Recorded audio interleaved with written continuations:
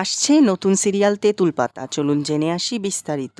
Star জলসায় যে তেঁতুল পাতা নামে একটি সিরিয়াল আসছে, এটা তো আপনারা জেনেই গেছেন।